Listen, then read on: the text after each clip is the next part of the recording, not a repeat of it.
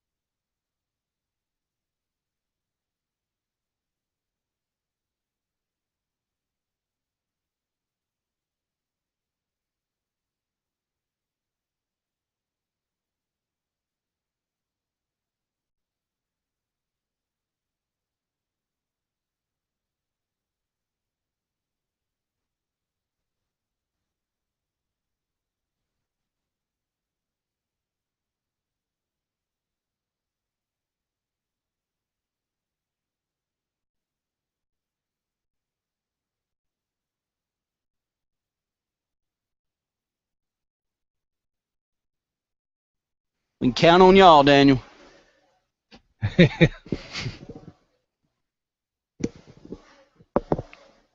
Here are your scores on the fours. That almost sounded. Randy Lee. That sounded pretty good, Daniel.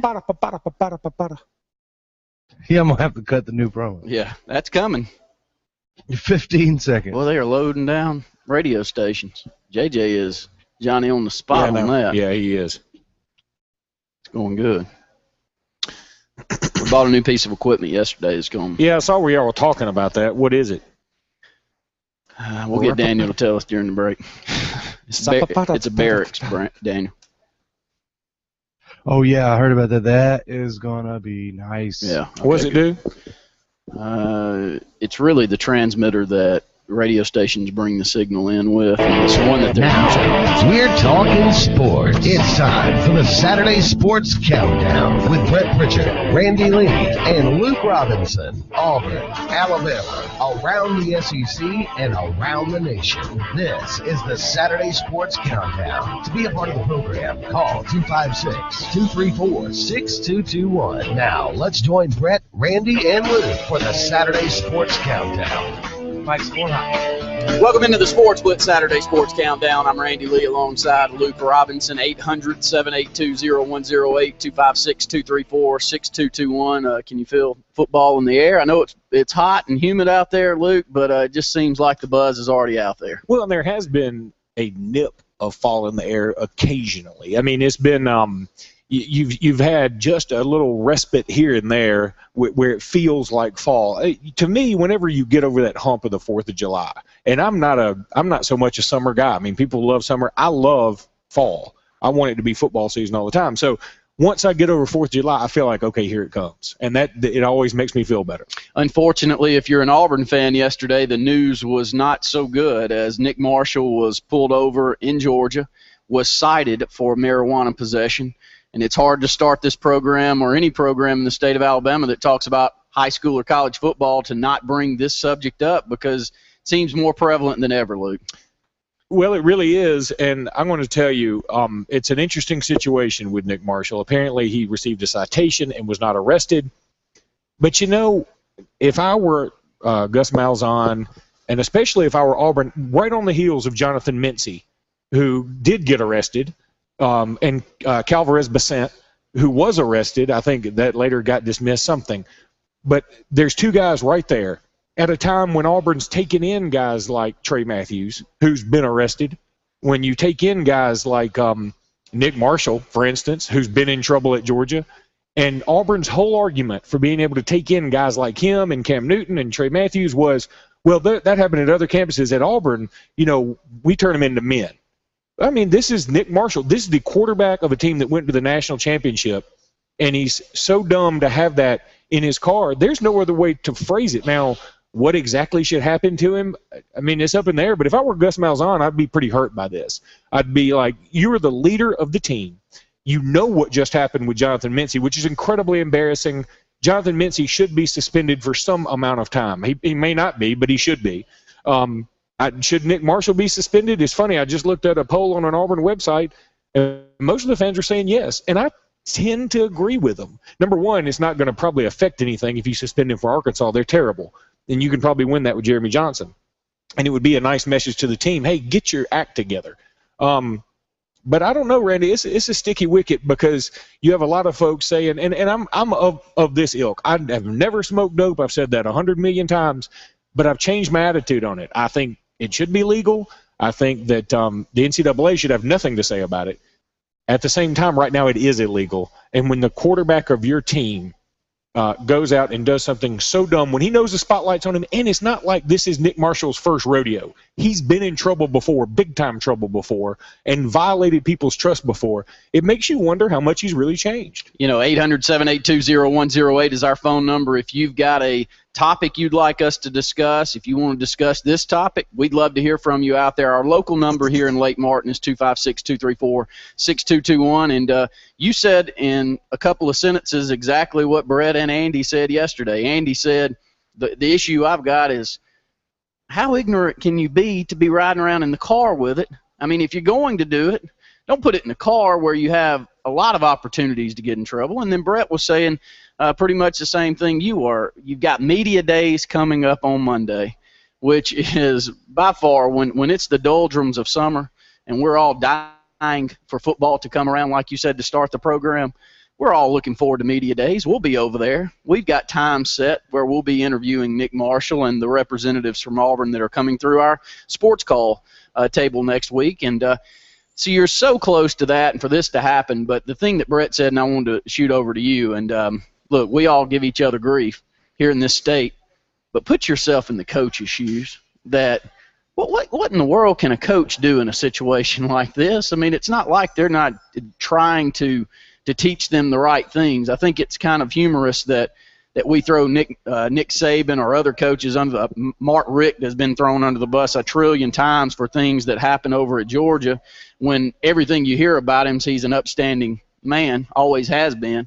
I'd like your thoughts on that, Luke, because I could only imagine being in Gus Malzahn's shoes right now. I feel sorry for Gus Malzahn when something like this happens. I felt sorry for Nick Saban when Kenyon Drake had a boneheaded move himself. Now, it wasn't marijuana possession, but it was something just so stupid you wonder, what are you thinking? And this is kind of the same situation. It wasn't like Nick Marshall was trafficking the stuff, so it's hard to say you boot him off the team. That being said, Nick Marshall was booted from Georgia for a pretty serious offense and a big-time violation of trust. And so you wonder, how many chances do you give this guy? Now, Auburn's going to give him a bunch because he's a starting quarterback. If Nick Marshall was the third-string quarterback, my guess is he'd be out of there. I believe that. But I also believe in, if you're better than other people at something, you're going to get more chances. I understand that too. I feel sorry for Gus Malzahn. It is a very difficult position to be in, because if you don't play Nick Marshall against Arkansas and you do happen to lose, in the end, when the season is over, people are going to say, you lost at Arkansas. And he's going to say, well, I suspended my quarterback. I did the right thing because my quarterback, who's got a history of being in trouble, did something else, and I felt like I had to send a message. Did you lose the game, is what people are going to say. And they're going to say, yes, I don't care about the other stuff. In the end, it's about wins and losses if you're a coach. So Gus Malzahn is in a difficult position. And here's the other thing, Randy, and I want you to chime in here. More so than any other fan base, specifically in the SEC, Auburn fans love to say, we're different. We're on our own. We're different. We're not necessarily, I hate to say the term better because I don't want it to make it seem like that, but they say we're a different place. We're a family. We're this. We're that. When things like this happen, or what happens with Jonathan Mincy, it shows everybody else, no, you're kind of the same. Y'all want to win just like we do, so you take questionable character guys just like we do, and the same things happen when you do that. And I think it's a blow to the Auburn persona as much as anything when Nick Marshall does something like this. I think you've said it moving into the national championship race last year for Auburn. Me, an Auburn fan, you, an Alabama fan. Hopefully everybody out there that listens to our program understands that. But Auburn fans and Auburn people, we seem to corral around. Say it the way that you did. You say Auburn fans can muster up that energy when everything seems to be going in the positive direction. Wouldn't you say that? Yeah, I do. I think Auburn is got a unique thing about them. I don't discount that at all. I mean, more so than, and I've been to most everywhere in the SEC. I've been to a lot of national places. And I think Auburn is a little different in that regard. I think Alabama is too, but in a much more different way. Let me say the reason I think that it's that way is because Alabama is the New York Yankees, especially of this state, but of college football. And y'all have the opinion that a lot of times, and this is what Auburn fans think about Alabama fans, you are greater than thou, bigger than the sport, bigger than and that's not a bad thing, because your expectation levels are so high that you end up reaching those expectations because you won't succumb to anything less. Auburn fans, we've been fighting to get to that Alabama level for so long that we had to corral and be a family unit just to fight the big power across the state. I agree. So I think that it has created that. But college football in general right now, I think you hit it nail on the head. You've got to have players, and you've got to take questionable characters at time and hope that you can bring them into a family atmosphere and teach them to do something that maybe they haven't in years past. And I think it's kind of funny, and this is even an Auburn fan saying this. Over the last month, Luke, you have said you hate that another coach like a Mark Richt does the right thing, lets a player go, You like the idea that they get a second chance, they get to go to another school, but you hate the idea that they get a second chance in the SEC. And I do kind of think that it's ironic right now that we're sitting here talking about that same player that we had discussed earlier, and it's happening the same to Auburn. So, look, that's saying bad things here as an Auburn fan. In fact, this should be a moment where we all champion Mark Richt for a second, and I have absolutely killed him on this program for his losing in big moments, for his not capitalizing on the resources that he has in Athens. But he should be hailed right here. He probably did the right – well, he didn't probably. He did the right thing by booting Nick Marshall. Nick Marshall did something that you shouldn't do to a football team. He violated every bit of trust you can do. And then Auburn gets to take him, and I find that to be a bad rule in this league. If you're booted from one conference school, you should not be able to go to another conference school. I wholeheartedly believe that. You want to get a second chance, that's fine. But I get tired of people saying – like a Trey Matthews. I mean, because Trey Matthews, when he was booted from Georgia, that wasn't his first rodeo either. He had been in trouble before. So I get tired of people saying second chance, second chance. Well, really, it's more like fourth or fifth or sixth or seventh or eighth chance. So, you know, at some point, you do have to overlook the talent, and you have to say, okay, we can't deal with this. Missouri ended up having to do it with Dorial Green Beckham. Now, I'm not going to sit here and pat Gary Pinkel on the back. Dorial Green Beckham had been in some trouble before. I think he had been suspended for a game before for something else. And then, he has the little marijuana situation, and he had a domestic violence thing, and they finally had to boot him. They had no choice. I mean, everybody wants to say Gary Pinkel did the right thing. I don't think he had a choice. I think you had to boot him at that point. But, this may be a situation where you have to say Auburn's about to get up. There's a line going to be drawn in the sand here. What can you do? Ricky Parks, I thought it was a great tweet that he had. The former player for Auburn who ended up, he tried to come back and it didn't work out and he's gone again. He basically tweeted out, hey, I heard Auburn has a zero tolerance policy. Let's see if that's right. I mean, first of all, they don't have a zero tolerance policy because you're allowing somebody like Trey Matthews to come into your program. So you don't have zero tolerance. Let's go ahead and write that down. I don't think it ever has been. I think Auburn, from what I have read over the years, first offense, you get in some type of trouble, but I don't think there's loss of any games there. Second offense, you lose half the season. Right. I don't know if that goes back to some Trey Blackman days, or I do remember him losing a half a season for God knows what. I can't remember. He was in trouble so many different times, but did you read the same type? Yeah. I mean, of course, things can change depending on the situation, but that's what I'm reading on. But by the letter of what you're saying, Gus Malzahn could just say, hey, right there, we don't have to suspend him. Yeah. He could do that. But if you do that, it kind of does go against what you've been preaching this whole time. Oh, yeah. That's my point. That's the sticky wicket Gus Malzahn is in. We're so different. We don't put up with this. We have zero tolerance. And when something happens, you go, let me, you take a cop out. Well, again, it's that's why I feel sorry for Malzahn, because if I were the coach, it's a very difficult position, because I do believe Gus Malzahn's a good man. I do too. Okay, so, I think Mark Richt. I think the same of Mark Richt. And I do. I'm up here patting Mark Richt on the back, and I probably should say, you know what? It did take a long time for Trey Matthews to get booted too. So, but you give them as many chances as they can be given. You give a kid one chance after another, but after a while, you do have to say, look, you're hindering the rest of the program. And you wonder, has Nick Marshall changed at all? Because I can tell you what, this isn't like Nick Marshall just took up dope again. Yeah, we'd love to hear from you. 800-782-0108. We're at JR Sports Bar and Grill. Come on out for a great lunch. $5.49. Snack wing basket is the special each and every time you hear Sportz Blitz on the air. More of the Sportz Blitz Saturday Sports Countdown right after this.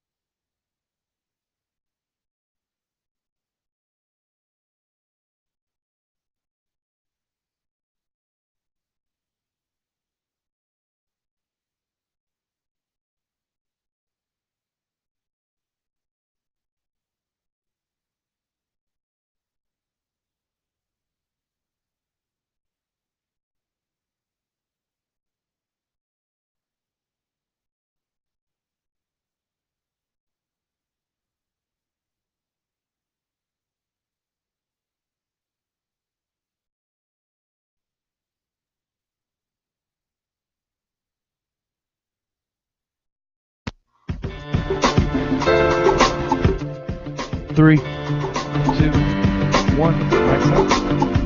Welcome back into the Sports Blitz Saturday Sports Countdown, live on location at JR Sports Bar and Grill, as we are each and every Saturday from 10 to 12. Beautiful downtown Alexander City, and we can say that today with the weather the way that it is here on Lake Martin. And July the 4th week this past week, a lot of visitors into our community, and Auburn Opelika growing by leaps and bounds also. We're excited to be where we are here. And, Luke, what we do with this program a lot is talk high school football. Not a lot to talk about in the off season at this time, but recruiting is always a buzz out there. And when you live where we live, there's plenty of recruits to talk about. Yeah, definitely. There always is. I mean, Auburn High School, for one, always seems to have one big name there. Smith Station's growing so large. Opelika's always got some good talent. Benjamin Russell's got some good talent. So, I mean, there's always somebody to discuss around here. I think one of the biggest storylines heading into high school football next year is going to be this 7A classification, and we were just going to dive into it briefly here and name some of the teams that we think are going to take advantage of this new 7A class. There's 32 teams there in the top in 7A. Who can take advantage of that? Somebody's got to jump up and take advantage of Hoover having a down year, and that hasn't happened in the last 14 as they played in 13 out of the last 14 state championship games. But mainly I'm talking about that 6A class, and I think 6A class right there at the top of the heap is Opelika High School. They jump off the charts to me. Over the years, I would, and we used to say this at Benjamin Russell when we were sitting in the top 5 and we were competing for state championships in the highest classification in 6A, and we were in the bottom 5, the bottom 64. We were 60 to 64 the whole time that we were in high school, Luke, and we used to say, I could only imagine how many state championships we'd have won if we'd been down in 5A. Of course, it's fun to talk about, but it never came to fruition until right after we went out of high school. Opelika, their time has come now, and I can't imagine during the Spence McCracken era how many state championships that group would have won during that stretch. But Brian Blackman has a team that's very, very talented. They're playing defense the same way that they did during the McCracken era. They've made a state championship game a couple of years ago for the first time in school history. I point to that program and I say look out in 6A. Yeah, I agree. I think that Opelika is certainly going to be somebody to deal with. You know, it's funny, while you were just describing, Benjamin Russell days, et cetera, Benjamin Russell's kind of reminded me of Auburn, until they moved into 5A this past year. That, when they were in 6A forever, the rallying cry was, we're smaller than you, we don't have as many people as you, but we're going to beat you. Yeah. And that's kind of the way Auburn's always looked, too. I mean, Auburn University, not Auburn High School necessarily, but I think Opelika is poised to have some great moments here in these next few years. Yeah, Opelika, Auburn High School, a top 5 populace in the state now, enrollment. Smith Station right there in the top 5 also, and they've taken a giant leap ahead this past year. Those two teams, especially Auburn High School in Class 7A, they made a state championship game last year. They didn't get over the hump, but they played as good defensively, Rashawn Evans being one of the main reasons for that, and he ends up going to Alabama, and Alabama got a gem there from the Auburn area. But Auburn High School, that is a program after you watch that state championship game. I'd love to hear your thoughts.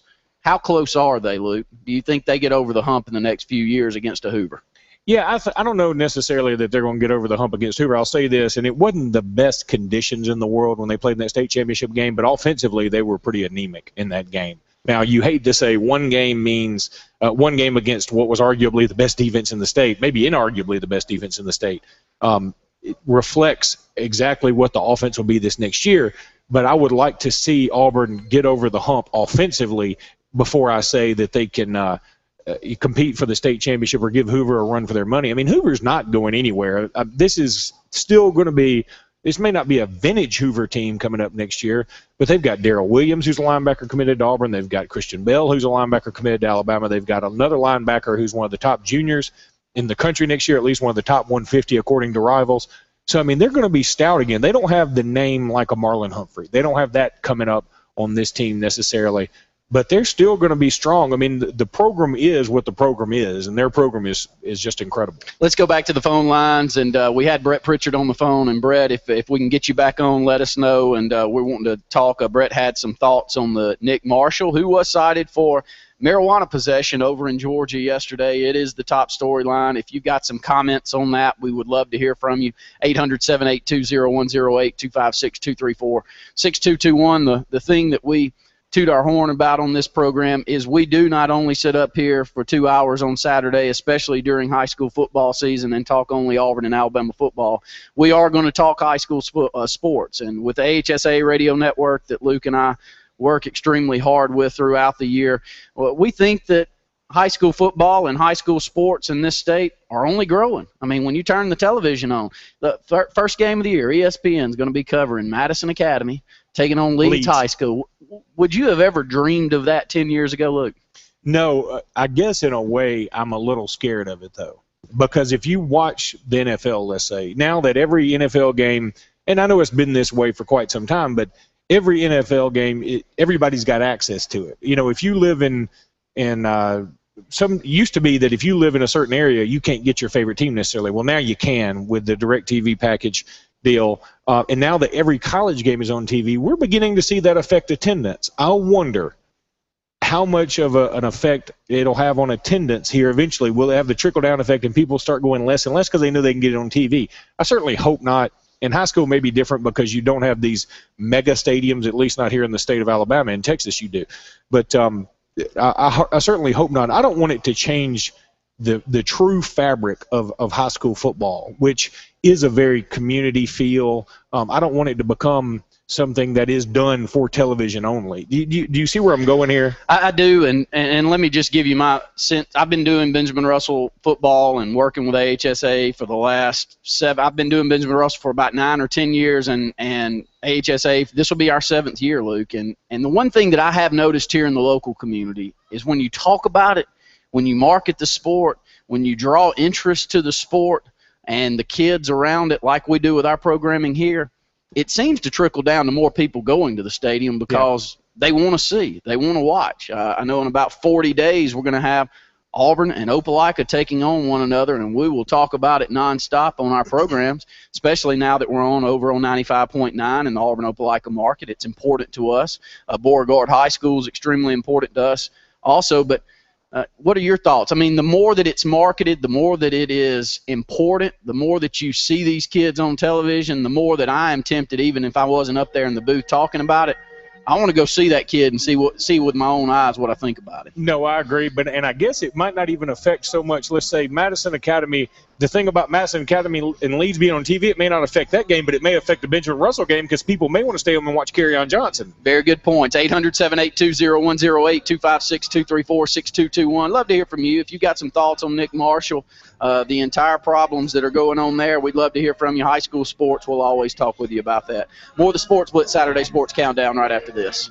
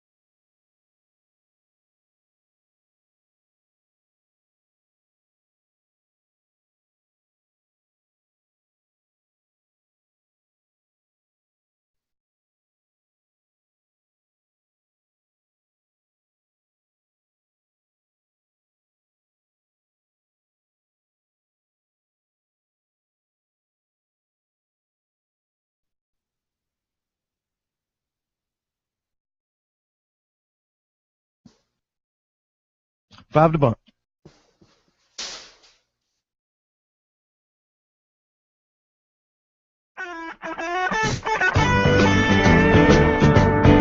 Three, two, one. Mike's going on. Welcome back into the Sportz Blitz Saturday Sports Countdown. I'm Randy Lee alongside Luke Robinson this morning.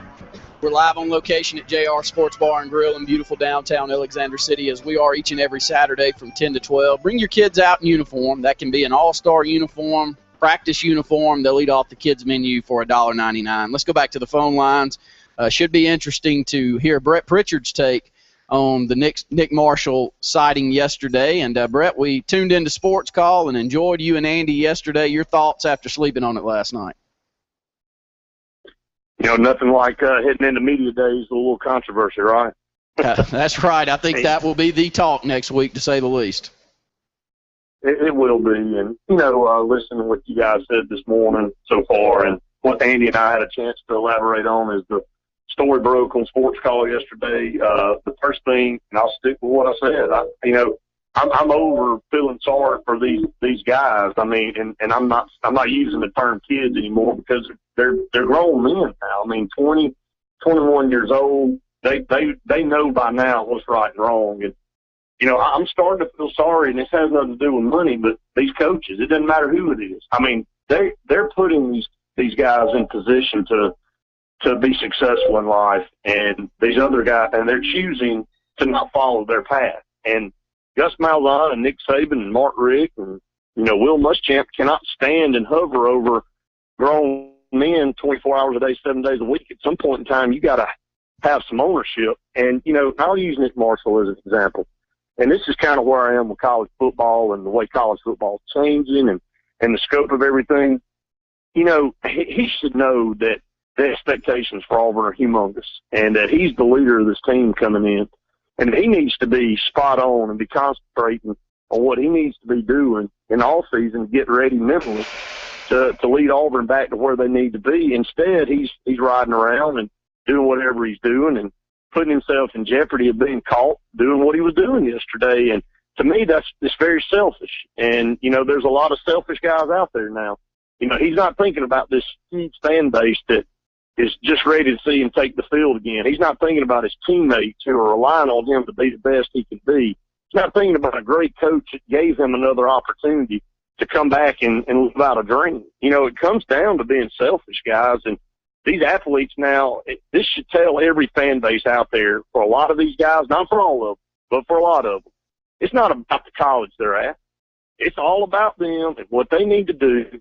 And the rules don't apply to them, and they just feel like they can continue to get away with whatever it is. And I just hate the way we're seeing things go in the world of college football.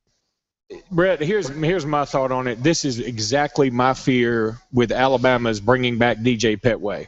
And I look at it like, look, maybe DJ Petway did everything right to come back, but I think you deserve your second chances somewhere else, especially out of the conference. I feel the same way, and what Nick Marshall did isn't as bad as what Jeremy Hill did. I'm not going to be foolish about that, but I think the principle is the same. And I look at what Jeremy Hill did at Georgia, and then you can say, well, Auburn gave him a second chance to come here, and now, in my opinion, he's kind of blown that. I mean, he violated the trust again, and it's a huge issue. This is not some kid. This is not a guy. It's not even Calvarez Basent, who's, he's 17, 18 years old, and we can not like it, but kids are doing this stuff. Nick Marshall's not the only one on Auburn's team, and he's certainly not – there's several on Alabama's, LSU's, everybody's team who's doing this. My point is, Nick Marshall had his shot at screwing up that one time, and now he screwed up again, and it's put Gus Malzahn in an absolutely awful position. It's just put him in a terrible position. And again, I saw tweets last night, comment from Auburn fans that said if Gus Malzahn doesn't suspend him or if he didn't kick him off the team, I'm gonna look at him in the same light as I did Gene Chizik. And I don't know if that's a fair statement or not because we don't know all the circumstances. I also heard some people saying, let me go back. We had Nick Marshall's junior college coach on Sports Call about a month ago, or maybe a little bit longer, and he said the best thing for Nick Marshall was that he got out of the state of Georgia, not the University of Georgia, the state of Georgia, because he was hanging around some bad stuff and, and some bad people that didn't have his best interest in heart. Well, guess what? He gets in the car and he goes back over to Georgia. And I'm tired of hearing people say, well, he's been in a bad situation, grew up in a bad situation. Well, guess what? Gus Malzahn and Mark Richt both gave him an opportunity to get out of that situation. He chose to go back toward that direction. At this point in time, they have given him a chance to remove himself. But if you want to go back and put yourself in the middle, I don't know if he's hanging around bad people or not. I'm just going off what the coach of his junior college team said. But he chose to get in the car, and I know he's got to go back home. I'm not saying don't go back home, but go back home, see your family, and then come back over and get ready to play your senior season and challenge for a national championship. And I just think that that's where they're missing the boat, that they feel like, oh, I'm invincible, and we talked about this 100 times on this show. We kind of do this to these guys. They get in trouble, nothing really happens to them, so guess what they do? They go, well, nothing happened to me last time. I'll just go out and do it again. And then after about the third or fourth time, you put a guy like Gus Malzahn or Mark Richt or Nick Saban in a position to where they have no choice but to get rid of him. And, now instead of going into the season all excited like Auburn fans have been, now you got a little bit of taintedness to it, and they're heading into media days. And I'm not saying that's going to ruin the season. It may not affect it at all, but now you got that little bit of a black cloud hanging over it before we even get started. Brett, you'll be right in the middle of the firestorm on Monday as Auburn will kick things off at Media Day. You and Andy Graham with Sports Call will be over there to cover that, for also Sportz Blitz as well, that will be giving some updates on Sportz Blitz Live Tuesday night. Quickly, just your thoughts. You think Nick Marshall will be there? I know that y'all be doing some interviews between 10 and 11, and we'll be playing those back from 4 to 6 on Sports Call next week. I'll tell you what I would do is Gus Malzahn, and it may be the best punishment medicine in the world. Absolutely. I'm piling him up, and I'm putting him up there in front of everybody because you put yourself in this position, buddy, and you're the quarterback, and you're supposed to be the leader. Now you need to come out and you need to fess up with what you did and why you did it. And, sometimes instead of hiding behind the, behind the closet door and trying to deflect, look, you can only deflect for so often. Somebody's going to eventually ask him the question. Hey, you know what? You did this to yourself. You knew you were going to media days. Now you got to go up there and you got to face some music. Good points, Brett. Look forward to listening in next Monday. Sounds good, guys. Thanks. And that's Brett Pritchard, and we'll be over there on the road, and we were going to jump into that, Luke, during this segment. Media days, we'll be on the road Monday through Thursday next week. Brett and Andy will be bringing you Sports Call from 4 to 6. On Monday, you and I will be bringing Sports Call Tuesday and Wednesday from 4 to 6, and then Brett and Andy again on Thursday. A ton of storylines over there, and we're looking forward to this one to kick things off. Yeah, it's going to make for interesting. There's always something interesting happening right before SEC Media Days. It's like Bill King says on SiriusXM, it's knucklehead season. It definitely is, and I want to pass along a couple of you out there that are finding us on social media, and we really appreciate it. We had a comment on there. He would sit Nick Marshall for Arkansas. This is Auburn Josh. Send the message that even non-arrest incidents will not be tolerated. And David Burkhalter, a high school football fan over in the area, listening into us this morning, said, Opelika winning 6A may not even win the region, guys. So there's plenty of conversations as we're about 40 days out from high school football and about 50 out from college football. It's going to be a lot of fun. 800-782-0108 is how you can catch up with us. More of the Sports Blitz Saturday Sports Countdown right after this. Clear.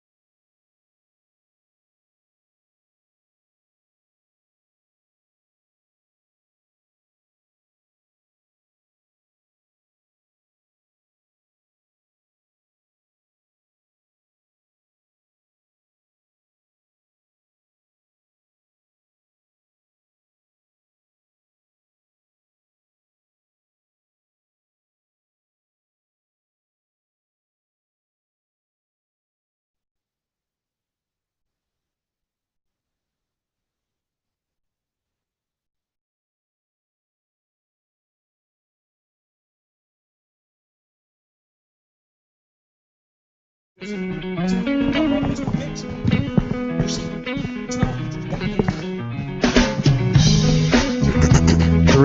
two, one.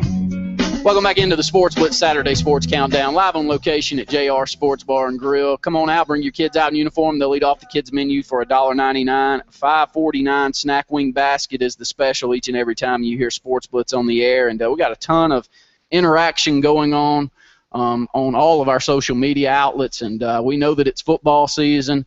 And we know that a lot more of you are going to get excited about football season as we head into it. That's a great place to go and interact with us. If you've got questions you'd like us to ask during media days this next week to any of the players that will be there, and we'll run down the schedule here in just a second, send those over to us on our social media outlet, and we'll definitely pass them along. We are going to have a prediction today, and good luck to everybody out there, as we have had World Cup fever around these parts until the U.S. goes out, and then the World Cup fever goes down to barely a trickle. Am I right? Well, I think I've taken the medicine. I think my fever has finally subsided. The prediction for today is the championship tomorrow. Argentina taking on Germany. Give us the score and how many saves combined for both teams will be the tiebreaker. You can send that to us on social media. You can call in with that. If you watched the Argentina and Netherlands game the other night, not going to be a whole lot of scoring if Argentina has anything to do with it. But, Luke, this will probably be the last time that we'll talk soccer today. But I've not ever seen anything like I saw Germany put on Brazil. You almost wanted to wave the white flag and tell them, let's call this thing off. You know, it was funny. College Football Live said, okay, what games were like that college football was? I mean, you obviously can go back to USC, Oklahoma, I think Alabama, Notre Dame, Auburn, FSU was headed that way until the wheels came off. But, I mean, when it's 5-0, it is literally the equivalent of 35-42-0, I think, and in terms of right at halftime. I mean, the Auburn-Alabama game in 2012 was like that. I mean, it's already over. There was no chance Brazil was coming back, especially with their body language. They absolutely quit. After 2-0, it was over. Now, they were missing some players, but, I mean, if I were a Brazil fan and they don't have any problem showing their disgust, and they were very upset about it. But, ended up being 7-0, then 7-1. I mean, they got some chip shot later on.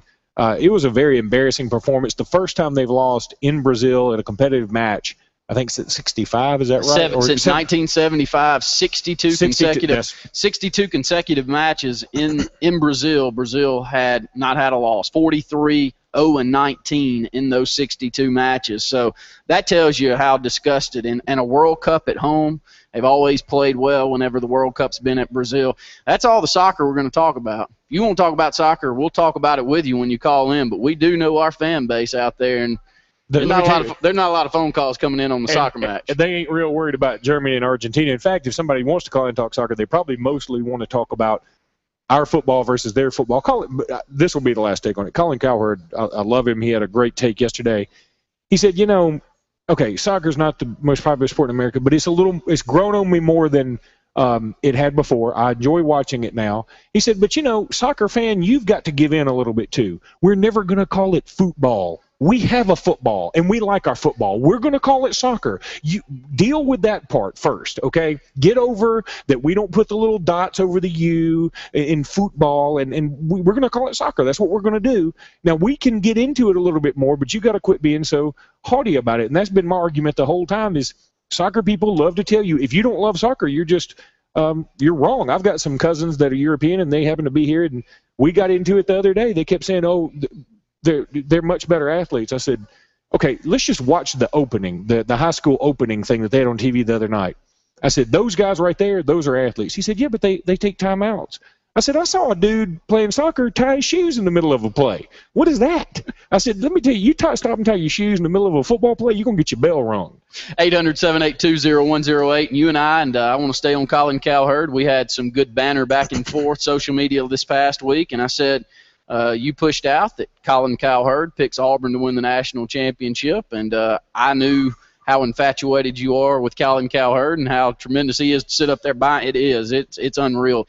Paul Feinbaum, any of those guys that can sit up there and carry on a 4-hour radio show by themselves each and every day. My hat is tipped to you. No doubt. As you and I sit here with two-man crews anytime that we go on air. Glad to be in the two-man crews, let me put it that way. But Colin Cowherd and I said, well, Luke, are you on board? And then this happens with Nick Marshall. So maybe all of us are off the board again. Exactly. But I think I also know that Colin Cowherd is all about clicks. He's all about listeners. He's all about branding, all that stuff. And he knows that the craziest, I'm not going to even say most passionate, the craziest fan base is Alabama fans. So if you want to get more listeners guaranteed, what you do is tell Alabama fans, Auburn's going to win the national championship. That's just what I think. And they will start listening, start clicking because they want to hate you so much. And that's just the way it works. And I know what he's doing. I mean, he's turning that screw a little bit. Look, Cowherd's been on Feinbaum several times. Cowherd knows this business. Oh, yeah. And he knows Feinbaum's good, and he's kind of latched onto that a little bit too. So, I mean, I think Cowherd knows exactly what he's doing. In the end, I think you and I make genuine, wholehearted predictions because – look, we're not reaching a nationwide audience. We don't necessarily have to get these huge monster numbers to keep the show going from a nationwide perspective.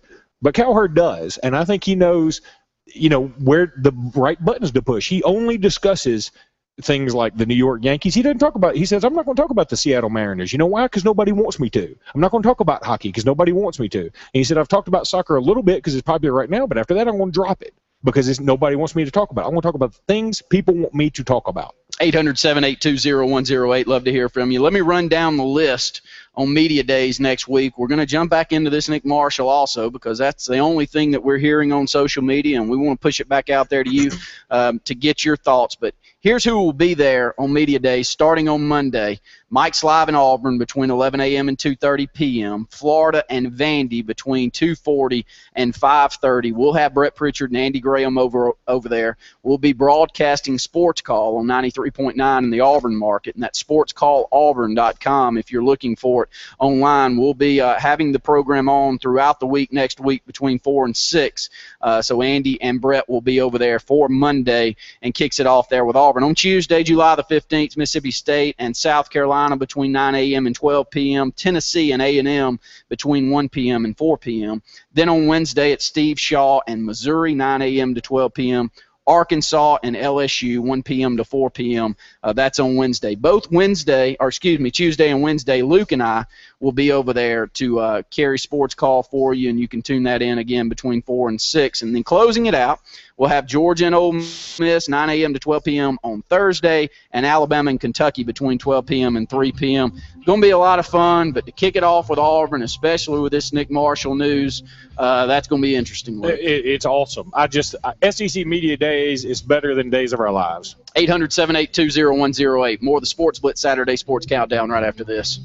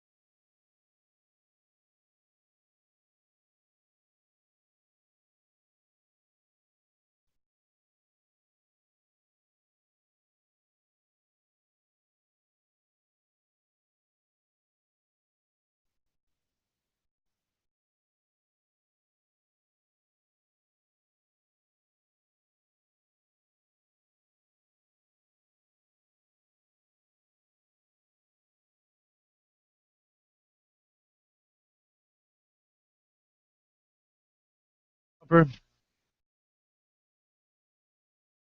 5 to bump.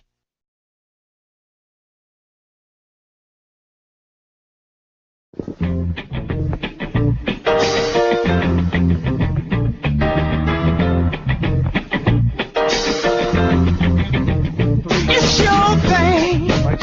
Do what you want to do. Welcome back into the Sports Blitz Saturday Sports Countdown. Randy Lee alongside Luke Robinson. 800-782-0108 is our phone number, and we'd love to hear from you. Got a ton of interaction going on social media currently. A couple of new things that we have heard from many of you out there. And Luke got a bammer, and he said he doesn't think that Nick Marshall would want to, or that Auburn would want to sit Nick Marshall, mainly because Brett would love that.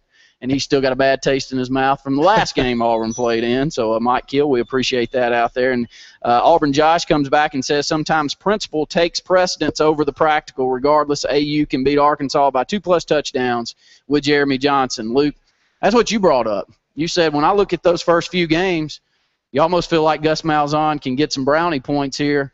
And if he feels strong enough that Jeremy Johnson can bring victories, it can be a plus for him. If you do something like suspend him for multiple games or go so far as to boot him from the team, as we've had one Auburn fan come in here and tell us, hey, just boot him. I'd rather go 0-10 with and have principle than win a bunch of games with a guy and feel like dirty about it.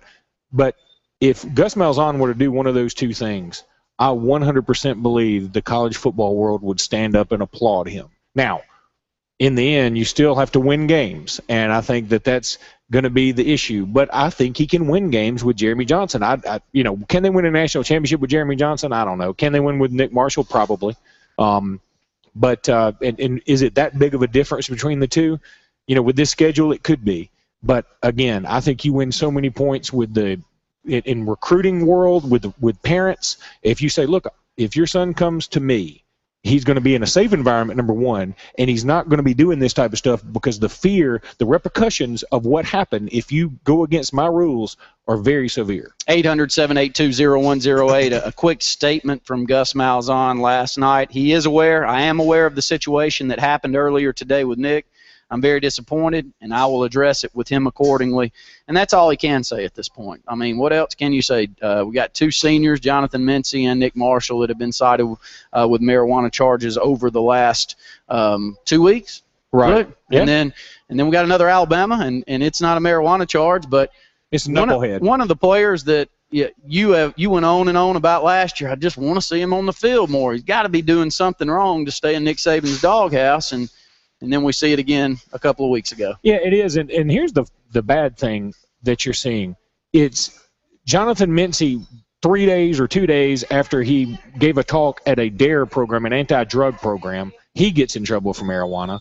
Then you see Kenyon Drake get in trouble, a guy who's been in trouble on multiple occasions, knows he's on thin ice. And now you've got Nick Marshall, who was booted from a university for doing something bad. And now he's doing something again. I mean, why take a chance? It's the same people doing it over and over again, and that's what scares me about guys.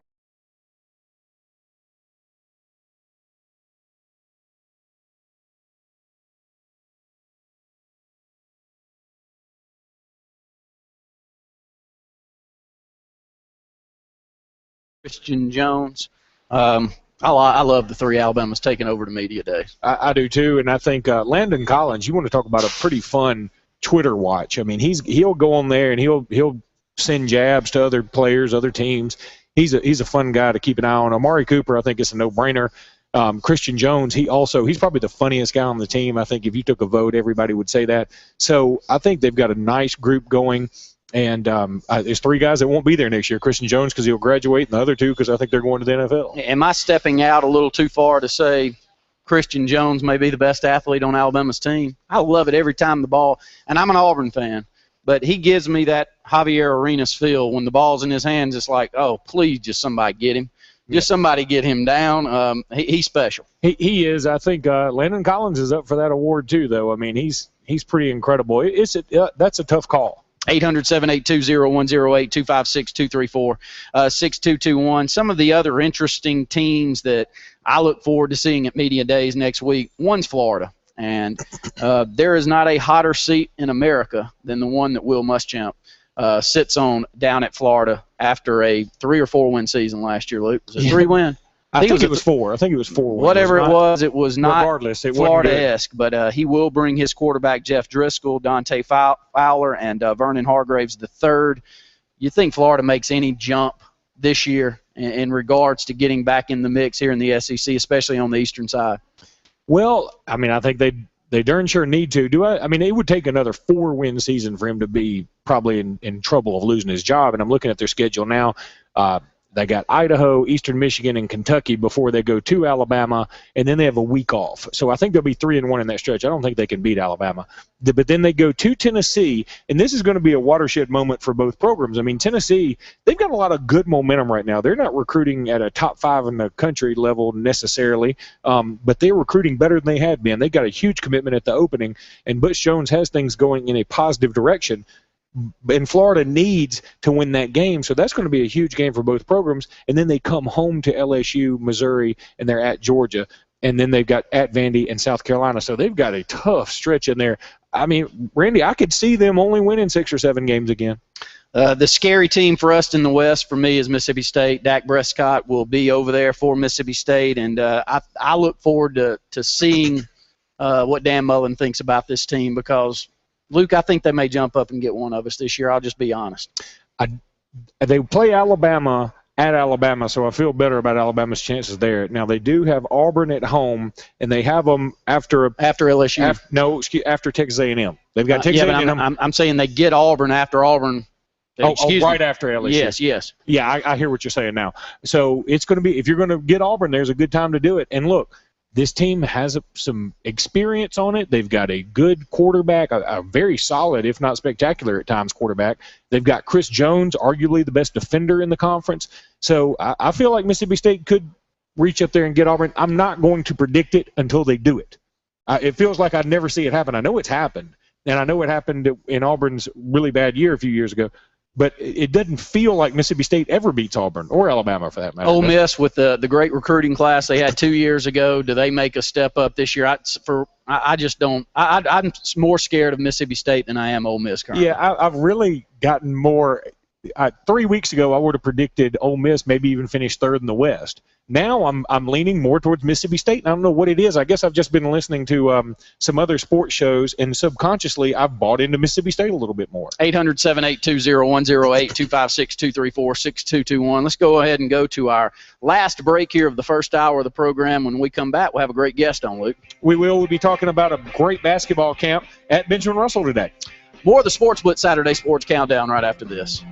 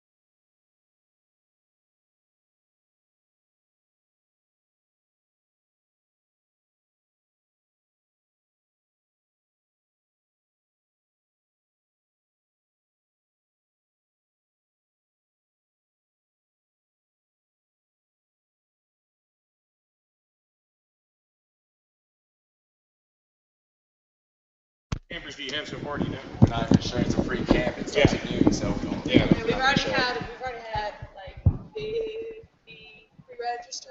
Oh, wow. We've had 30 walk in the door. Oh, that's great. 80, and that's not even.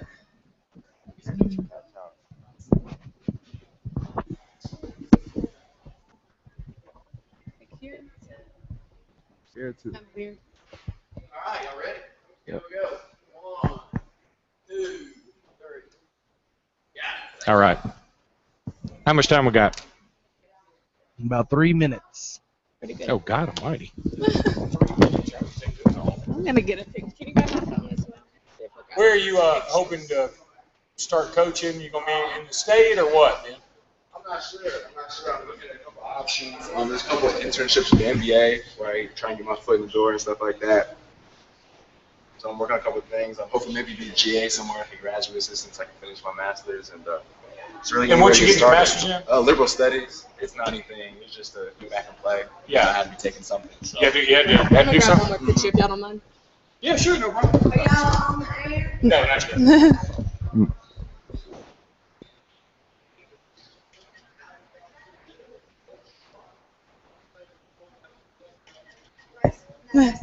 It's blurry. Oh. Howdy. Thank you. Oh yeah, that's fine. I mean, it's okay. Where are you from, Carol? That's fine. Originally from Nashville. Oh, okay. Nashville, Tennessee. Yeah, I'm headed there today. Oh yeah? What are I've you got doing my up there? 3 kids. I've got to take my kids back to my ex, and she picks them up. She lives in Ohio, and so we Oh, swap. what part of Ohio? They live in Columbus. Okay, I'm originally from Cincinnati. Oh, really? Okay. Yeah, and then I moved I down to like Nashville. Cincinnati. Yeah. I have to go through there all the time. In fact, that's what I was going to tell you. My son, I was hoping to get my son in the camp, but we got to go back to you. Gotta go, yeah. Yeah. So I was going to try and sneak him in. It's just not going to work out. I've got to go to Nashville and back. So that's a little bit too much driving for me. So do you want us to just talk you and ask some questions? Yeah, I'll throw you some stuff. It's going to be very easy. I just want to hear, how the camp gets started. Tell us about the camp, just basics. All right, sounds good. 1 minute. Ben, do you still keep up with Alabama at all? Definitely. I'm friends with a lot of the guys, and this senior class will be freshmen my last year. That's right. I've seen them kind of develop, and it's been fun. I'll keep it quiet. You pro or anti-Grant? I'm pro. Okay. I'm pro. I 30. think he'll turn it around. Okay. Yeah. I hope you're right, man. I'm a big Alabama guy, and I'm a big Alabama basketball guy. Definitely. They're going to miss 12, though. They're going to miss 12, but they got some guys 20 to bump. they brought in. Mhm. All right. They got a ton of transfers this year. Definitely. Have you played with any of them? The kid from Switzerland is going to be good. Oh, yeah. Essen. 10 to Yeah. bump.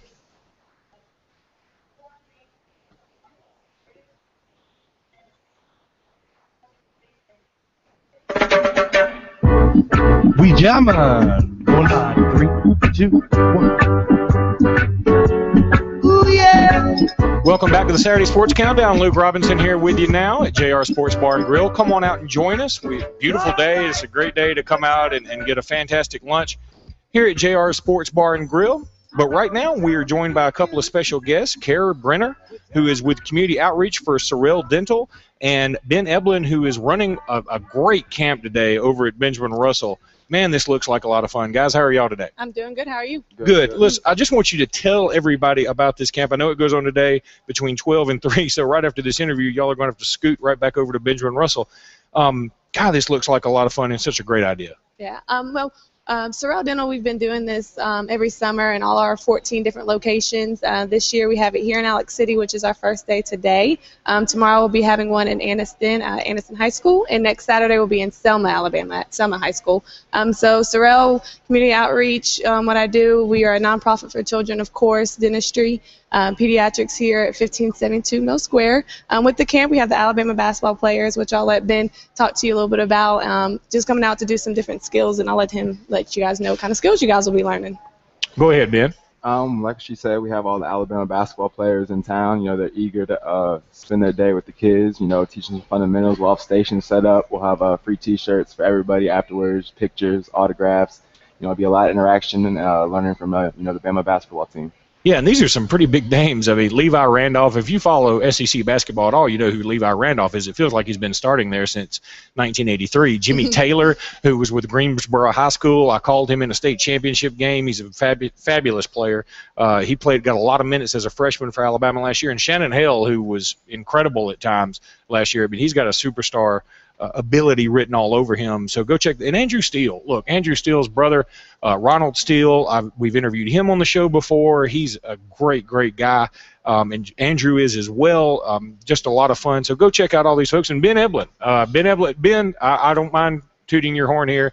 I remember several folks telling me you were probably the funniest guy on the team when you were with Alabama. So that's a pretty good honor to have. At least, look, if you don't learn anything about basketball, maybe you can hear some jokes today. So that would be a good thing. What do you need for the camp? You just show up and register? Just show up and register. We'll have sheets there. You just have to fill it out. We don't need anything else other than that. Just bring your shoes and ready to go. It'll be a lot of fun.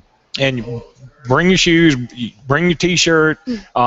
A good attitude. And a good attitude. Yeah, come parents, ready to work. Do you drop them off and parents stay or go or what? Right now we are allowing parents to stay. It could be coming where how many children show up. Like I said, we've had 50 pre-register. We have already had about 30 to 40 show up this morning. So depending on the amount of kids that show up, we may ask parents leave to have some room in the gym just for the kids to play. So you can drop off, but pick up 3 p.m. and we'll start our autograph session about 2:30. That's awesome. And is for anybody ages 6 to 18, y'all are going to have a gym full of kids. Oh, yeah. Well, we're hoping so. We're really hoping for a great turnout. This is an awesome opportunity for these kids of Alex City to definitely learn some skills as well as meet some amazing people that are able to show them not only about basketball but about what they can do in their future, in their life, and about their health and everything else. And this is such an awesome altruistic idea. You hear about people doing this, and there's always some ulterior motive, but, man, y'all are doing this all over the state. I mean, this is a lot of time and investment and money for Sorrel to put into this. And so, if nothing else, tell them thank you when you see somebody, because this is a big deal. Yes, definitely. Like you said, I mean, we don't think about it that way. It's all that we're about. We give back. And just the children, I mean, the smile on their faces, the love that we get to do. And like you said, yes, it's a lot of time. So we love when the community supports us and you come out. When you guys support us, it allows us to know that we're out doing something good and that you guys like it and we can keep returning it to the city. I know the parents are definitely thankful for allowing their children to have something so great to be able to do. Is this the first time you've done it here in Alex City? Yes, it definitely is. We have only been here for 2 years now, so this is our first year, and hopefully we'll have it recurring. Selma, this is the second year in Selma, and the better the outpour, the more times we'll have it. So Alex City, I'm rooting on you guys to come out and show some support. You guys all get down there. Registration can still go on till 12. So you guys don't have to worry about that, and we have forms there for you guys to fill out. Wow, it's just a great idea. I'm so happy that this is going on. It's one thing that I think has been lacking in our community here. I mean, we're a big football community. Oh, yeah. I know, like a lot of places in Alabama. But I played basketball in high school, and then I actually went to Alabama, and I used to, when I went there, we had Robert Horry, played a lot of pickup games with Robert Horry types, and I enjoyed it so much. And, it's one thing that I think has lacked in this community sometimes, a passion for basketball. I think things like this help pick that up. It's just a wonderful idea. I'm so glad that you guys are doing it. Whose idea was this? I'm curious. Was this your idea? Oh, yeah, definitely my idea. All right. We got Ben. You got to tell people that. Yeah, but we got Ben out yesterday. He stopped by, and we actually got to stop by the Jefferson Heights and Laurel Heights housing authorities over there, and he got to play a couple pickup games with the guys. I think he got beat a couple times, so we won't talk about that. You don't have to bring up all that. Ben said, why are you going to bring up old stuff? Well, guys, thank you so much for coming out, and good luck. And I know y'all got to get over to back to the Benjamin Russell and make sure you're getting everybody registered. Y'all got a great crowd, I've heard, already coming over there. So proud of you guys, and thanks so much for joining us. Thank you for having us. We'll be back in just a minute with more of the Saturday Sports Countdown. Awesome. Thank you so much. Yeah. That's fabulous. Hey, thank you. I appreciate that. And I'll tell Brian you said hello. Thank you. Please do. I'll do it. This is awesome. I'm really happy about And this. can you grab the link off of your website? I will. I'll tell you what. Talk to Randy about that. He'll make sure that we get all that stuff done. All Yeah, right, we'll awesome. tweet it out, Facebook it, Instagram, and whatever, Telegraph, all of it. Put it up on our website for everybody to see. But thank you for having us. Thank you. I appreciate it. I hope y'all do it next year. Yeah. Wow. All right. Thank you.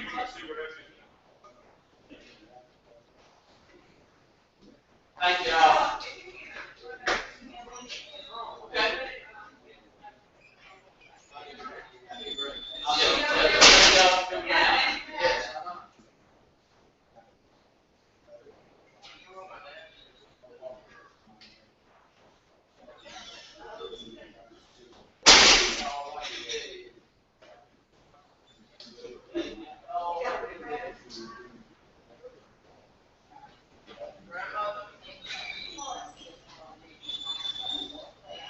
Hey, bud. How you doing?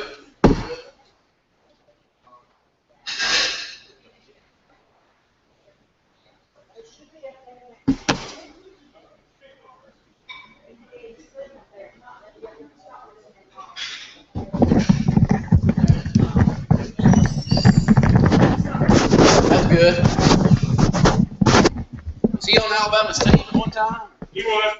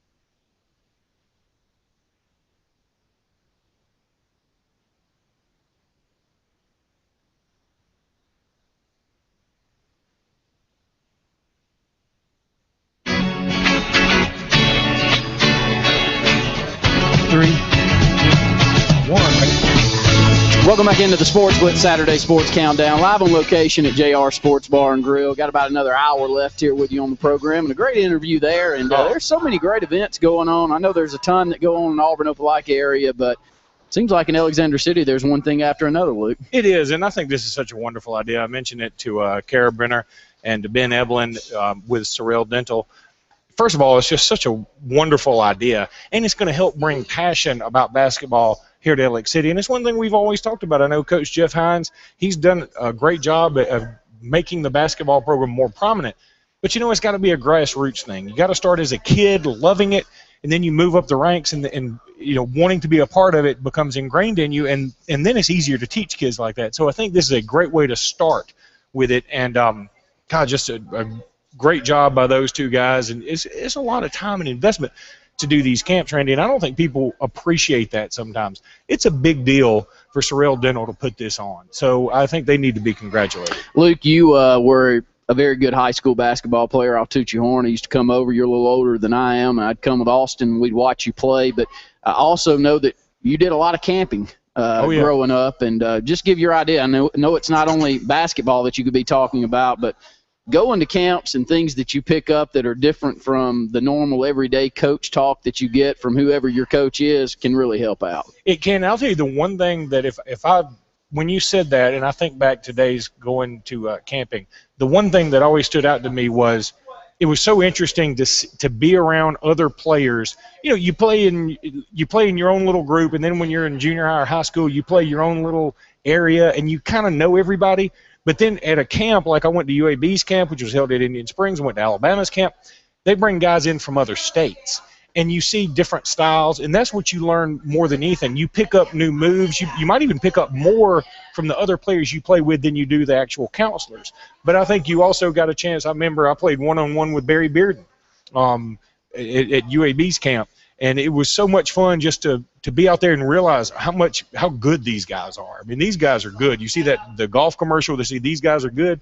Ben Evelyn, you know, when he stands here, when you see him on TV, it doesn't do him justice. He's bigger than that. I mean, he's not necessarily the biggest guy you've ever seen, but I mean, he's fit, he's in shape, he knows what he's doing. He's played Division I college basketball. That's a big deal. 800-782-0108. We'd love to hear from you out there. Again, tons going on social media right now, and we're working extremely hard to continue there, to continue discussion of not only what we do on our programs, whether it be our Sports Blitz programming here, but our Sports Call programming. And it's a good time for us to update everyone on that, Luke. We're excited. Next week we will be doing Sports Call all 5 days. But starting in August, we will be handling the hosting for Sports Call 4 of the 5 days instead of 2 of the 5 days that we've been doing the last 6 months. On Tuesday, it will be Brett or myself alongside Andy Graham. And let's say this, we couldn't do what we're going to be doing with Sports Call without Andy Graham. He will be the host of that program 4 of the 5 days moving forward. Excited to put him in that position. Extremely confident that he is going to take this thing to bigger and better heights than it's ever been. On Wednesday, I'll be back with Andy. On Thursday, you'll be with Andy. And on Friday, Brett will be with Andy again. So 4 of the 5 days, you can tune that in on 93.9. Sports Call Auburn is where you can find it. That's the website, and you can pull up a link. And, Luke, it's easier than ever to, stick the cord into your car jack no matter where you're going. Pull up links, find apps that you can we've got a free radio app that you can pull up and tune into Sports Call and the HSA radio network. It's just easy to find it now. You don't have to have that radio dial and the radio dial coming in and out if you have that problem. I don't even know that I would have made it through high school if we had all the ways to get sports radio as we do now. I know it. I mean, I'm dead serious. I mean, it used to be the highlight of my day at Alabama. On like Wednesday afternoons, there was a Forrest Davis recruiting show, and he was the only one doing anything, and it was on from like 7 to 9 on some station out of Memphis maybe, and I'd have to go sit in my car and look for the AM station, and I could barely hear it, and it was scratchy and awful, and I'd go do it. I mean, but now if everybody's podcasting, everybody's got a show like this one. I mean, it's fantastic. It's awesome. I just can't get enough of it. We always push those out on our social media outlets also, so you can pull up links there. Again, we'll be over next week doing media days. I'm going to run down the Auburn players to watch list. Auburn and Alabama have a ton being put on the watch list. I don't know the exact numbers, but Alabama's is somewhere. It's astounding. It really is. But I'll start with Auburn and then let you pull up what's going on with Alabama. But Reese Dismukes was put on the Remington, which is the best center watch list, as well as the Outland best interior lineman watch list. And, Luke, we'll kind of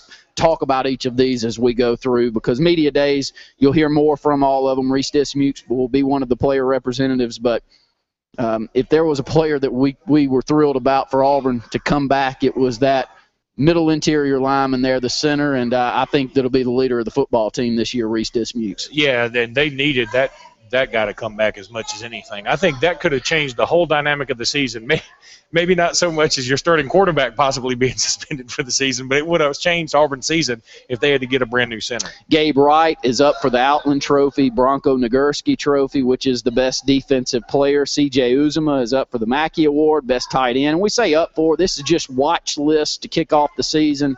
But it is good to be on these lists because people already know your name and will be looking for you. Nick Marshall, that we talked about, was put on the Maxwell Award, the best player watch list. A.J. McCarron, the winner of this award this past year. Yeah, and that's wild because Jameis Winston won the Heisman. I mean, again, it sometimes, I think that happened during Mark Ingram's Heisman, that somebody else won the Maxwell Award or some other award that is basic, Walter Camp Award.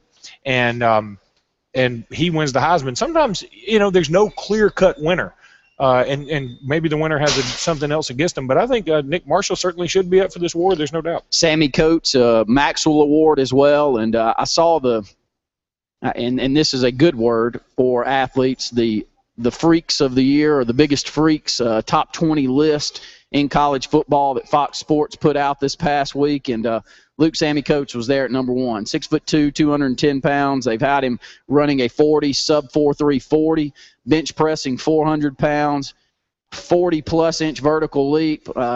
He was only I don't know how in the world he was as low a star as he was. Auburn got on him really quick, and you and I got to see him at the HSA and championship game as he played for Leroy, and we knew. I mean, you could tell on the field he was a freak, to say the least. Well, and he played in such a low classification. True. Sometimes it's hard to rank those guys up in the more than a 3-star if you're very low classification, unless you're absolutely dominant. And he was big in for Leroy, but he wasn't necessarily catching 4 touchdowns a game. And I think when you're 1A, 2A, you have to do that to get that kind of recognition. Robinson Thorezi is up for the Chuck Bednarik Best Defensive Player Award also. So several on the watch list here for Auburn. And moving over to Alabama, I think it's about double there for Alabama coming in, Luke. Yeah, but you know what? Again, and I can't stand these watch lists because, I look at this and, first of all, Ryan Kelly is nominated along with Ari Quandro and Ashawn Robinson to the Outland list.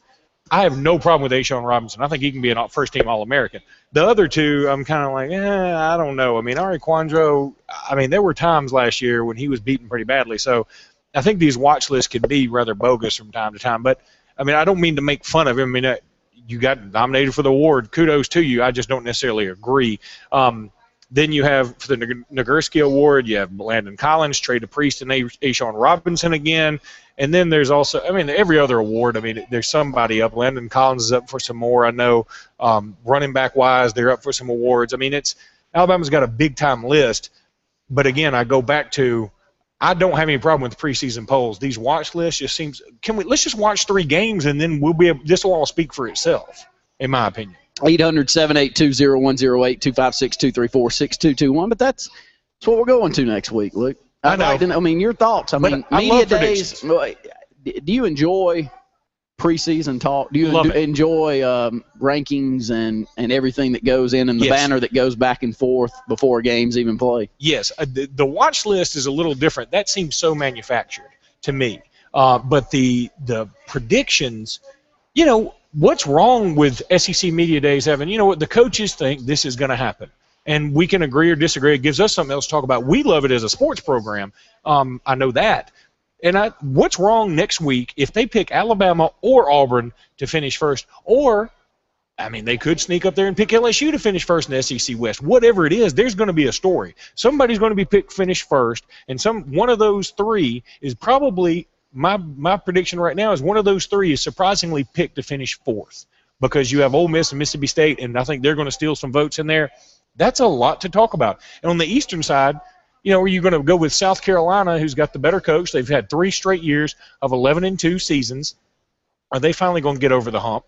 But none of those 11-2 seasons have they represented the East. The only time they represented the East in the SEC championship game was when they played Auburn in 2010. So it's kind of ironic. They've had undoubtedly the best 3-year stretch in their history, and they haven't made a championship game yet. That's kind of odd to me. Steve Spurrier is going to be another show. Spurrier came out a couple of weeks ago. This is what I'm going to write my article about Tuesday. He came out a couple of weeks ago really jumping on Nick Saban saying, well, if I'd had 5 number 1 straight recruiting classes, or if you've had 5 straight recruiting classes, shouldn't you finish number 1 all the time? And my point is, hey, he's won 3 national championships. He's done pretty doggone good. Hey, Steve, y'all hadn't even made it to the championship game these last 3 years. South Carolina's they're not recruiting a bunch of chumps. Even when he was at Florida, they won a bunch of SEC titles. He only won 1 national championship. And he had undoubtedly the best program in the country to me. And backed into that one. They lost a game the season that they won the national title. And they had to beat a team that they had already lost to. Yeah. Brett Bielema, Arkansas. Auburn starts off the season. A lot of this talk around Nick Marshall is if Auburn factors that they can beat this team by 2+ touchdowns going in, Jeremy Johnson or Nick Marshall at the helm. But a lot of times we'll see year 2, a coach that's got the pedigree that Bielema does, that they'll turn the corner. Yeah. We know they got a great running back in Alex Collins coming back, but do you think Arkansas makes any turn for the better this year? Where do you do it? The problem is in so much is Arkansas falling off. Nobody else is. In fact, everybody else arguably is getting better. Texas A&M is recruiting at a new level now, and they've got a bunch of talent coming in. Yes, they lose Johnny Manziel, but I think they've got a great team coming back. LSU's not going anywhere. Alabama and Auburn aren't going anywhere. Ole Miss and Mississippi State, both of those teams believe that they're going to have the best seasons they've had in years. So where does Arkansas fit in? You've got some you've got the kid from Mobile whose name escapes me right now that Alabama was going to sign with Alabama, ended up signing with Arkansas, the great defensive lineman. He was going to be gray-shirted at Alabama. He's a great player. Alex Collins is a great player. They've got some good talent on that team, but who are they going to beat? It's funny that we live here in the state of Alabama, and I want to segue into the next segment as I hear the music in the background. We're an hour and a half into a 2-hour program. We haven't even brought up LeBron James. Any comments that I got yesterday on Sports Call was, forget about basketball. Nobody care about NBA around here. So we'll go into it this next segment and see how many of you want to actually listen to it. LeBron James back to Cleveland. Your thoughts. More of the Sports Blitz Saturday Sports Countdown right after this.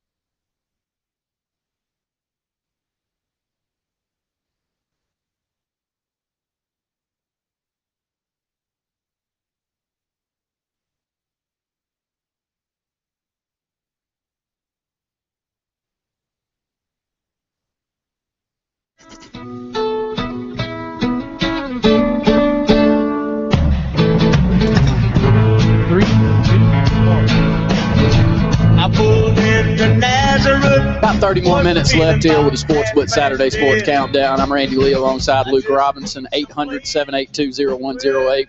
Live on location at JR Sports Bar and Grill. Always are on Saturday, 10 to 12. Bring your kids out in uniform. They'll eat off the kids' menu for $1.99. Feel-good story, I think. National response to this, especially the letter that LeBron James puts out heading back home to Cleveland. I've also heard some disgruntled Miami Heat fan, which you would expect. But I'll start with you, Luke. Your thoughts about LeBron James, probably the biggest athlete in the U.S. right now, going back to his home state in Cleveland. Yeah, first of all, there's no such thing as a Miami Heat fan. Let's go ahead and get that out there. There was no Miami Heat fans before 2010. Now, there might have been a few scattered in there when Shaq and Dwayne won a title. But, you know, look, Miami, you've got everything. You've got the beach, you got the women, you got the weather, you got all that. Let Cleveland have something. It's okay. Let Cleveland have something. And I think it's good for the league. I mean, Miami's always intriguing. It's a huge market. It's a lot of fun. It's exciting. It's colorful. Cleveland's none of those things. And so now Cleveland has a shot to do something. I talked about it yesterday on Sports Call. You think about Cleveland. When you think Cleveland, you think the Indians losing to the Marlins or the Braves, or you think about the Browns not being able to get it done against John Elway. And when they had it, it was there. And John Elway took it. It wasn't like Cleveland just fell on its face. John Elway took it from them. Or you think about the first time LeBron James was there, and then he leaves them. And what was probably the worst decision, no pun intended, for him to make. Now, he made a great decision in terms of going to Miami, but the decision, and even though it drew money for charity, it just made him look awful. And now what LeBron has done with this letter that he's come out and apologized, it was the exact opposite of what the decision was. It was just fantastic. I loved it. I think this is a great story. It's tremendous for the NBA. All of a sudden, a market that was not even worth watching is now can't miss TV. Let me read off some of the statements that he did release yesterday. My relationship with Northeast Ohio was bigger than basketball, he says. I didn't realize that 4 years ago, but I do now. He did. I've talked to some of them, and he's talking about the ones that he left behind at Miami, and we'll talk to others. Nothing will ever change with what we accomplished in those 4 years. So, you know, the funny thing is we'll watch the way the dominoes fall now. As Carmelo Anthony, I expect him to let us know where he's going today. Yeah, and I mean, you can't expect him to do it yesterday, of course. Well, the Lakers are out of it. It's the Bulls or the Knicks, and I think he'll go back to the Knicks, which, you know, I guess he should. I mean, he's kind of a hometown kid. Yeah. Kind of, sort of. I think he's actually from the D.C. area, but he played at Syracuse. So it's the money, too. Yeah, and it's a lot of money. $8 million more a year to stay with the Knicks. If he would leave $50 million on the table if he were to go to the Bulls. And are the Bulls automatically championship contenders if he goes there so much to outweigh that $8 million a year? I don't think so. I don't think anything outweighs $8 million a year. I'm sorry, but and I'd like to hear from him, but I mean, $50 million. I mean, I can understand if you're going to make 22 and you go somewhere that makes 20. Yeah, I'm with you. I get you on that, but $50 million difference. Same thing with Bosch. Bosch ends up signing with Miami again because they offer $118 million, and Houston was only offering, I think, $88. So, I mean, you got a $30 million difference there, and, I mean, it's a no-brainer because, I mean, Miami's not going to win any more championships without LeBron there, but I like it because it does keep Miami relatively interesting. I mean, they signed Josh McRoberts, they signed Danny Granger, and they also are going to get D. Wade back, and now they have Bosch. I mean, they're going to need another piece to the puzzle. But, I mean, they're the kind of team that can win a playoff series, in my opinion, and the Rockets are still going to be good. They've gotten rid of Jeremy Lin to the Lakers. I think that's interesting because now Los Angeles has a team very representative of their community, very diverse. They've got a lot of interesting pieces. That Paul Gasol's going to the Bulls, probably. That's interesting. Chandler Parsons was going to sign with Dallas Mavericks. Now he's going to go back to Houston, it looks like, now that they've cleared some cap space. I think the NBA has really capitalized on this offseason. I do. I think that they've done just an NFL-type job. The NFL's always interesting in the offseason. There's a lot of moving parts, a lot of things going on. But the NBA has been just as interesting this offseason. Another feel-good story, possibly. Report out today that Dwayne Wade could potentially be looking at Chicago, and that is his That's where he grew up and played his high school ball. And what are your thoughts there? I mean, does he help that team very much? And how much of a pay cut would he have to take? You know, here's the crazy thing about Dwayne Wade. He opts out of a contract that he's going to make $20+ million next year. Opting out of that contract, he's got to go back through free agency and negotiations, even with Miami. Miami knows on the market, I've heard Dwayne Wade's worth about $9 or $10 million. Yeah. So he would have, 50% less. He would have left $10 million a year on the table by opting out. And how upset would you be with LeBron James if that ended up happening? Yeah, I'd have some trouble. I'd have to have some words. 800-782-0108, 256-234-6221. Love to hear from you. More of the Sports Blitz, Saturday Sports Countdown right after this.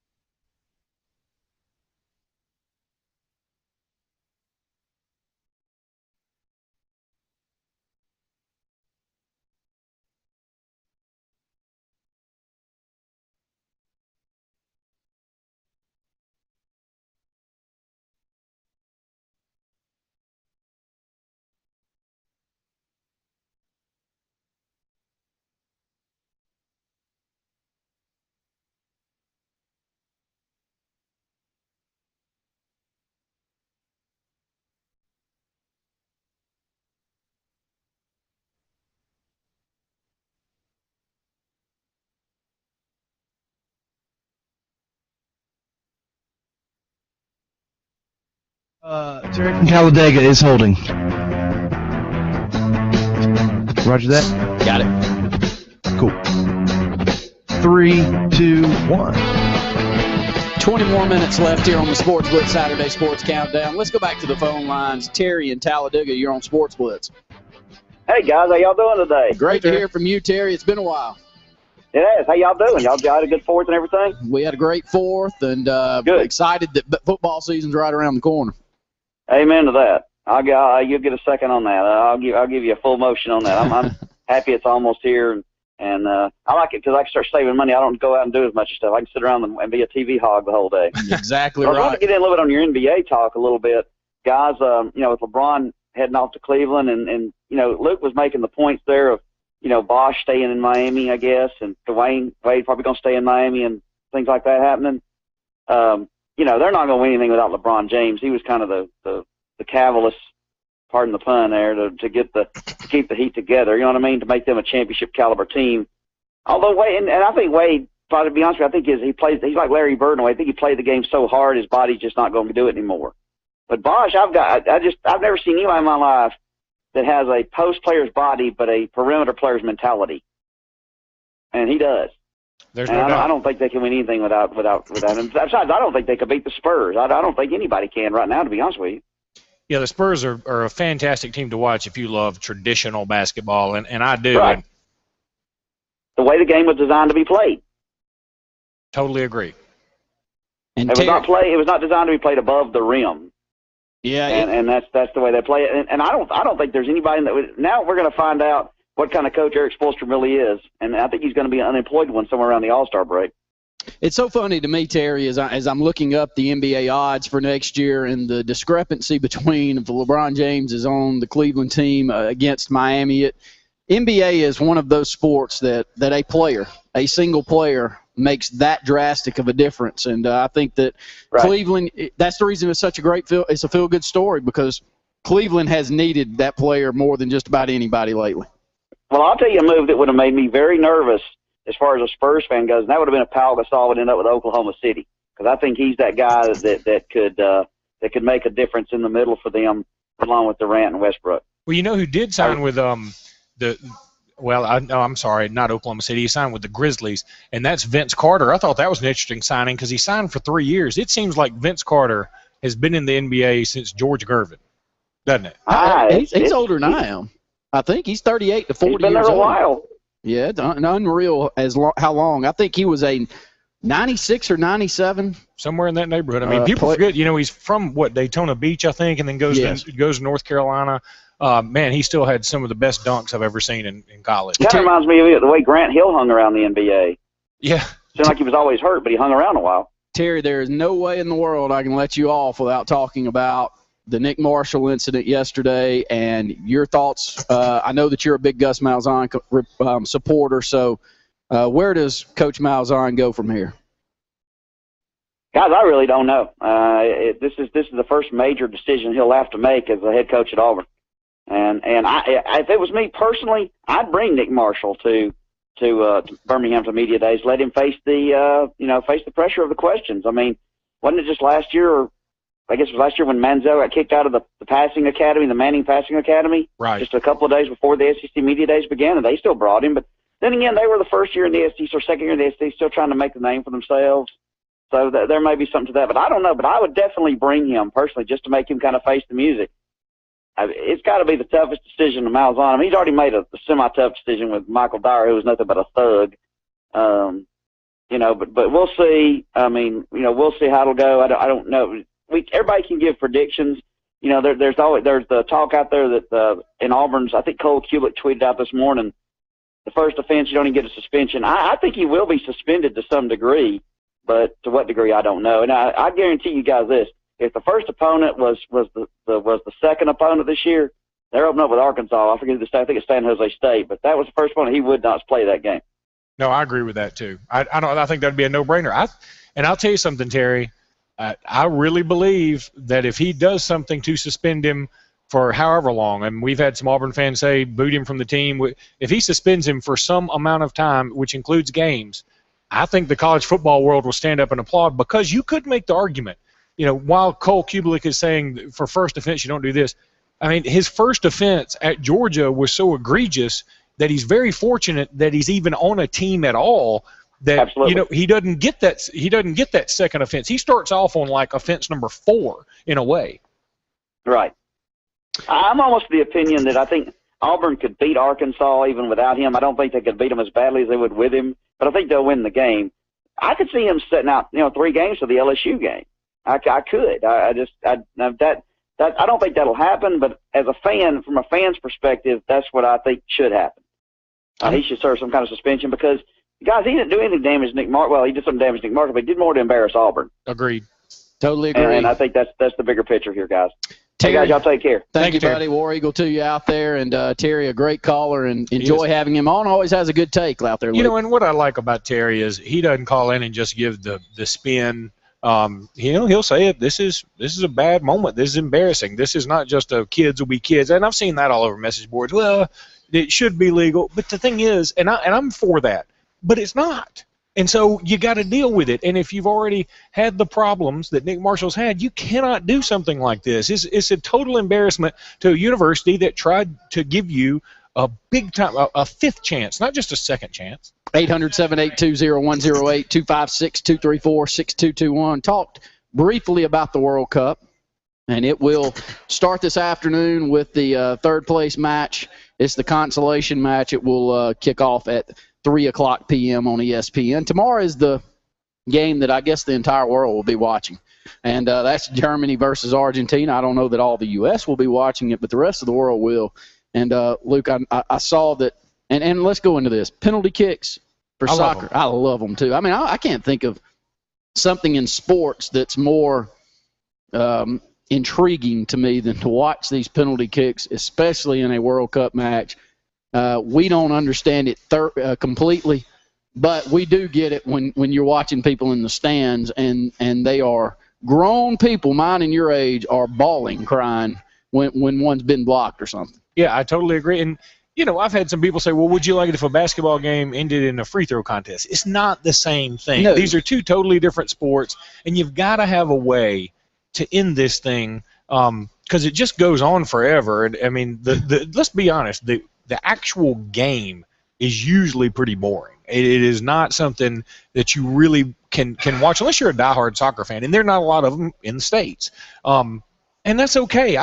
It doesn't bother me that it's the world's most popular sport. More power to them. But I'll say this: if all those soccer fans in Honduras and Colombia and England, if they came and watched an Iron Bowl one time, I bet you we'd pick up some fans too. Steak dinner will be given away by JR Sports Bar and Grill. Our first prediction of the year as we're heading into football season. We'll actually have a soccer prediction today. So call in with the score, saves combined by both teams, and Tim Howard won't be out there with his 16 saves today. So get saves combined by both teams, and we'll give away a 12-ounce ribeye steak dinner, compliments of JR Sports Bar and Grill. More of the Sports Blitz Saturday Sports Countdown right after this. Clear.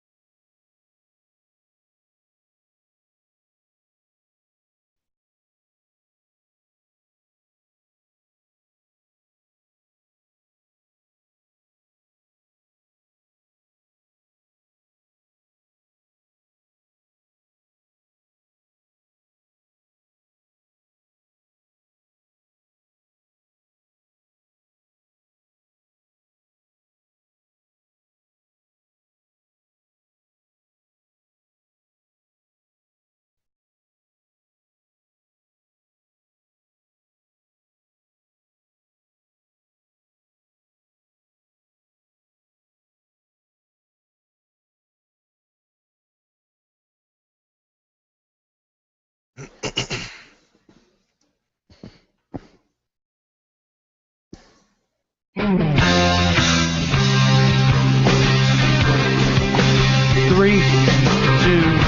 one, going high. One final segment here on the Sportz Blitz Saturday Sports Countdown. We've enjoyed all of you that have interacted with us on social media and phone calls.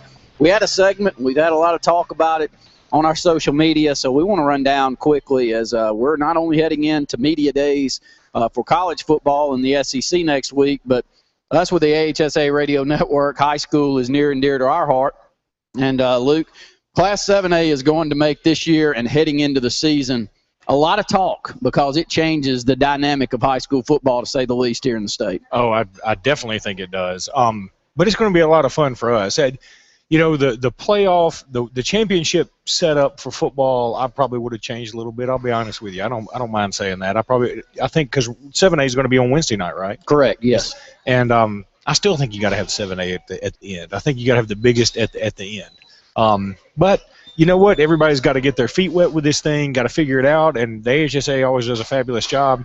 And the groupings here are just so much fun. I think this is incredible. It's just a sign of bigger and better things to come. All right, here's how it works out. In Class 7A, there's only 32 teams this next year. The teams of interest in our region are in Region 2. And Region 2 is going to consist of Auburn High School, Central Phoenix City, Enterprise, Jeff Davis, Leah Montgomery, Prattville, and Smith Station.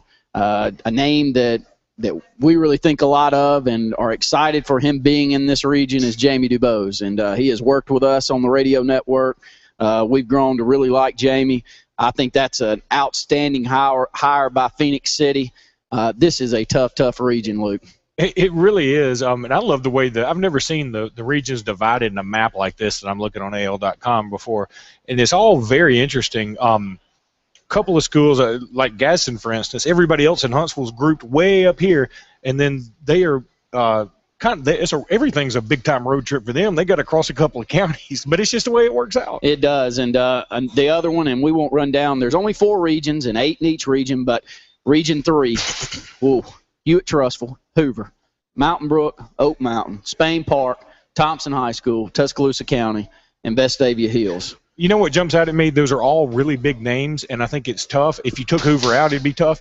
But I think Hoover cakewalks through that thing. I swear I do. I really do. And here's the division that I think so many people are excited about. And throughout the state, the reason that I've heard the excitement for Class 6A is a lot of these communities are like the two that we know closest to us, Luke. Mm-hmm. They're Alexander Cities and Opelika. And those two communities are rabid about high school football. And the Opelikas of the world have really, really struggled being at the 850, 900 student enrollment in competition with the 1800s in student enrollment. They don't throw the white flag in, the white tile in, but they still have really struggled to get to that top tier and to win state titles. I think an eye-opening experience for not only the AHSA but for the entire state was when Opelika made the state championship game a couple of years ago, Luke, and they realized that was the biggest crowd they've ever had in a 6A state championship game. And to have that kind of crowd was mainly because of Opelika. Yeah. And for Opelika to not have had that opportunity, I think that's really what took it over the edge and said, look how many of these communities are not having an opportunity to win a state championship because of the way we've got this thing set up. Right. And so I think that's part of what sent them over the edge. Yeah, and we've got more people. We've got plenty of participation. We've got, it just seems like this is the thing to do. And eventually, 20 years from now, 15, 20 years now, we may have an 8A. Who knows? Another important region to us here locally will be in Class 6A as we'll close out this program. And we've talked a lot about high school athletics today, but mainly about media days, which we'll be over-covering. But Region 3 in Class 6A will be Benjamin Russell, Chelsea, Opelika, Oxford, Pell City Valley, and Chilton County. It's going to be a lot of fun this year. I'm thrilled that Benjamin Russell and Opelika are in the same region. It's a nice matchup. We played Opelika more than we played anybody else. and it's a very, very close series when you look back to it over the years. So excited we're in the same region. It's going to make for some great high school football. But we've enjoyed all of you tuning in. We'll be over at Media Days. We'll bring Sports Call to you Monday through Friday next week, 4 to 6 from Media Days, and all of our Sports Blitz programming will be at the same time. So for Luke Robinson, I'm Randy Lee saying come on out to JR's, and thanks for tuning in to Sports Blitz. You're out.